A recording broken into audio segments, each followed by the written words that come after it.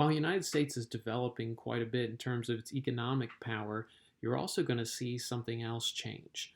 The United States is going to get involved in diplomacy to some extent, but many of the things that they do are going to be to try to prevent another conflict. One of the things that Woodrow Wilson and some of his predecessors, or excuse me, some of his successors believe is that we got to try to keep out of European wars, and we ultimately war's bad for business. We mentioned that the American president in 1921, who gets newly elected, Warren Harding, said we want to return to normalcy.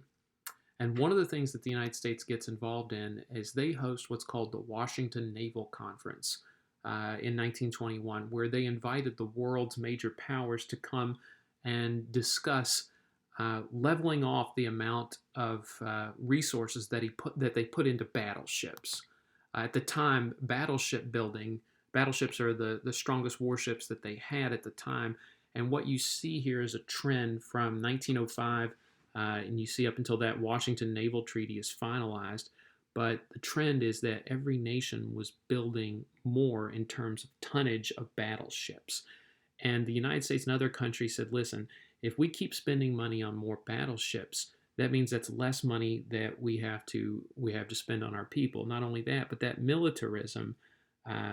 When I see my neighbor building more battleships, that makes me worry that maybe they have ill intent for me.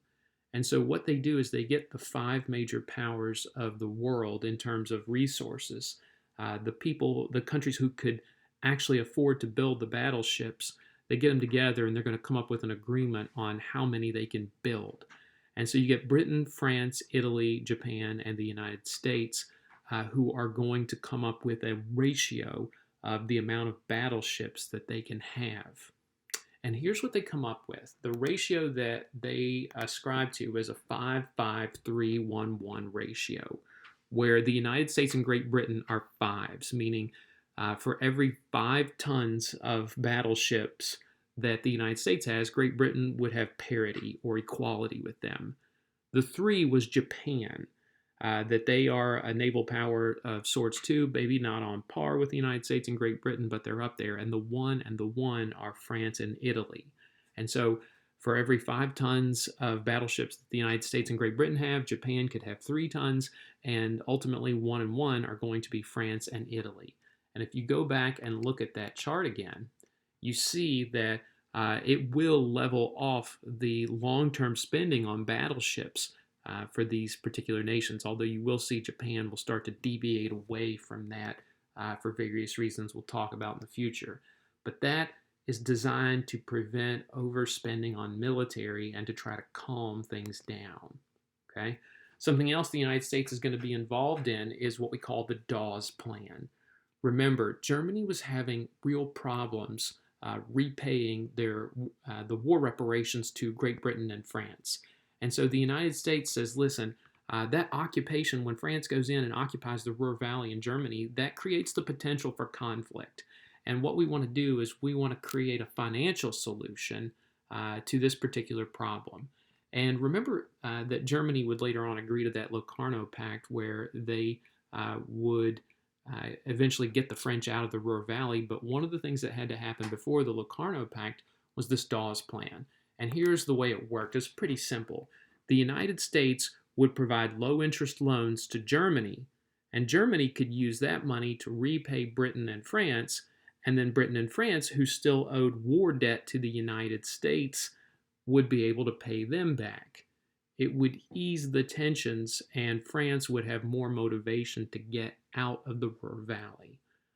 Germany sees this as an opportunity because they would much rather owe money to the United States on low-interest loans than have to worry about France breathing down their neck and occupying the Ruhr Valley.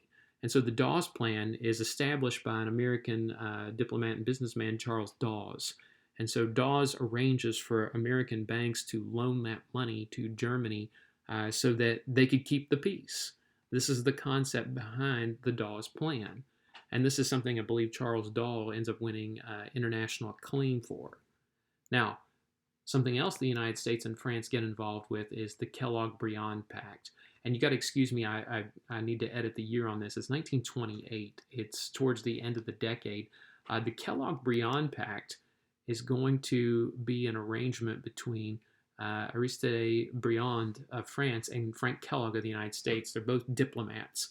And France really wanted to rope the United States into some type of alliance to help put pressure on Germany to repay their war debts and to be constant on that. But the United States really isn't really interested.